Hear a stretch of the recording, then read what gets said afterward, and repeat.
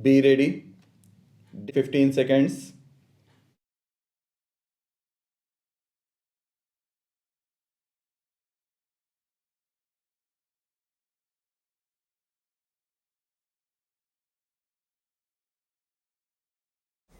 Having considered the provisions of the Companies Act and the general principles of law, we would now proceed to examine whether the Customs Act creates a first charge for payment of the customs dues, and if so, harmonize and resolve the conflict between the Companies Act and the Customs Act.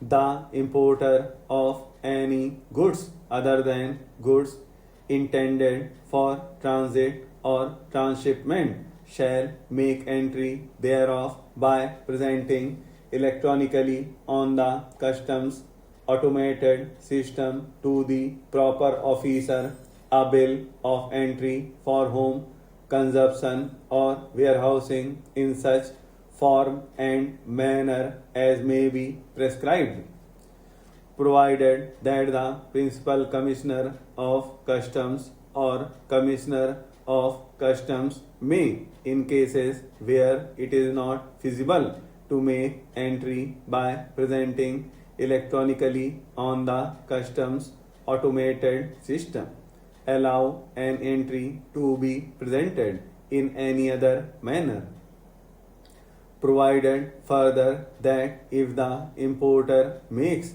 and subscribes to a declaration before the proper officer to the effect that he is unable for want of full information to furnish all the particulars of the goods required under this subsection, the proper officer may, pending the production of such information, permit him previous to the entry thereof, A. to examine the goods in the presence of an officer of customs, or B.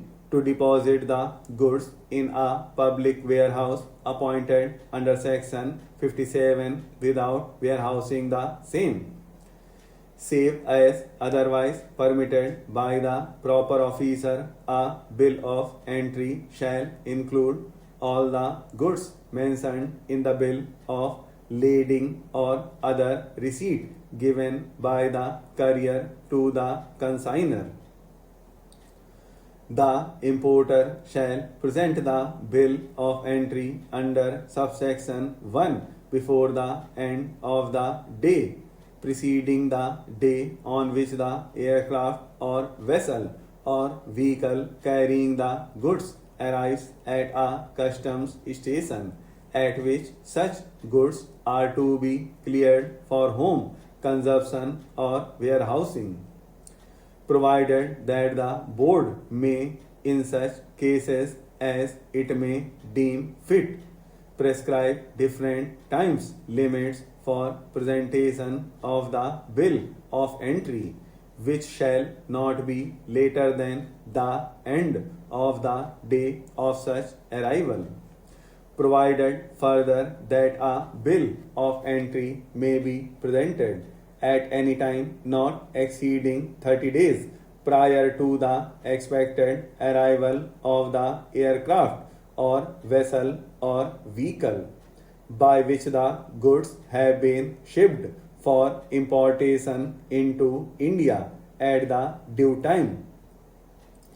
The importer, while presenting a bill of entry, shall make and subscribe to a declaration as to the truth of the contents of such bill of entry, and shall, in support of such declaration, produce to the proper officer the invoice, if any, and such other documents relating to the imported goods as may be prescribed.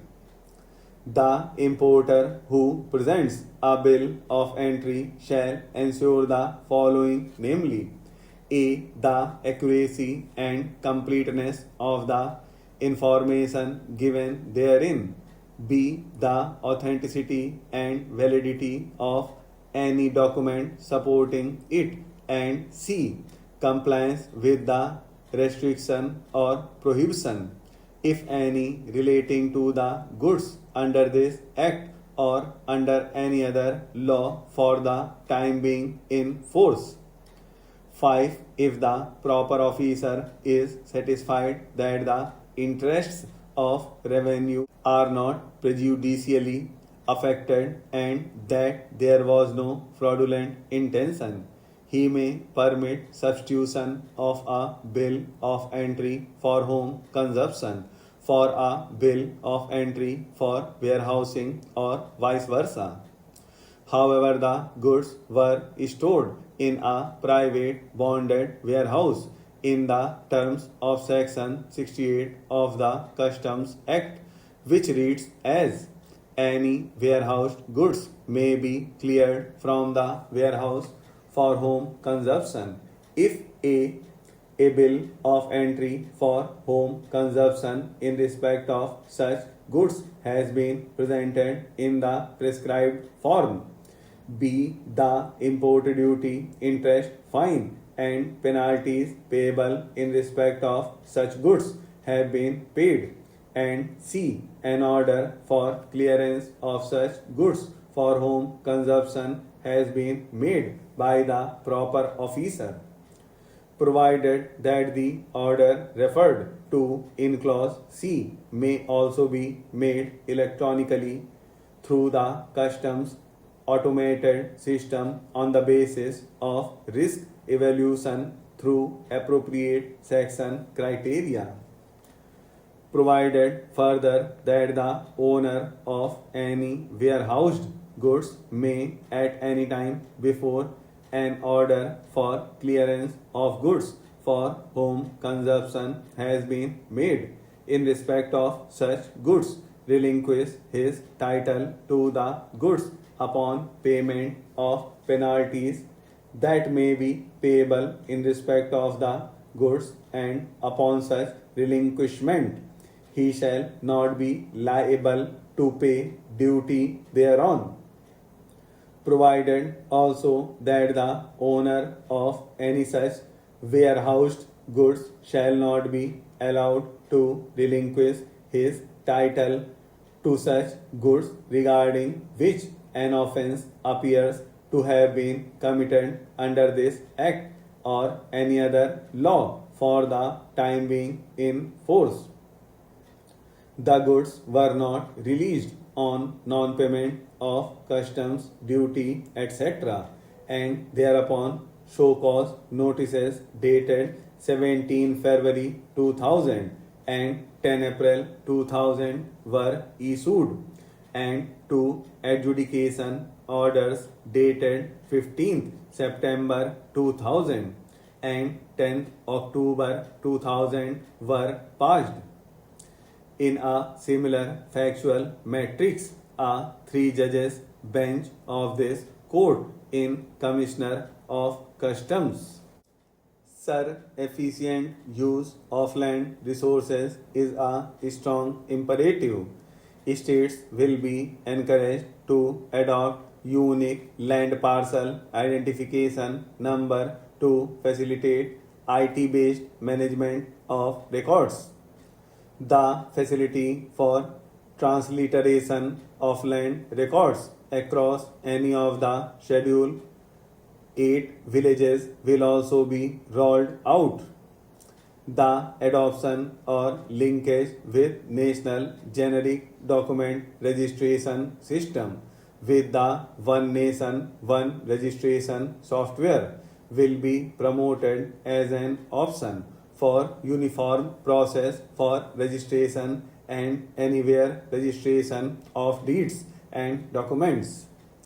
Necessary amendments in the code will be carried out to enhance the efficacy of the resolution process and facilitate cross-border insolvency resolution. Several IT-based systems have been established for accelerated registration of new companies. Now the Center for Processing Accelerated corporate exit with process re-engineering will be established to facilitate and speed up the voluntary winding up of these companies from the currently required 2 years to less than 6 months. Government rules have recently been modernized for the needs the Amrit Kal. The new rules have benefited from the inputs from various stakeholders.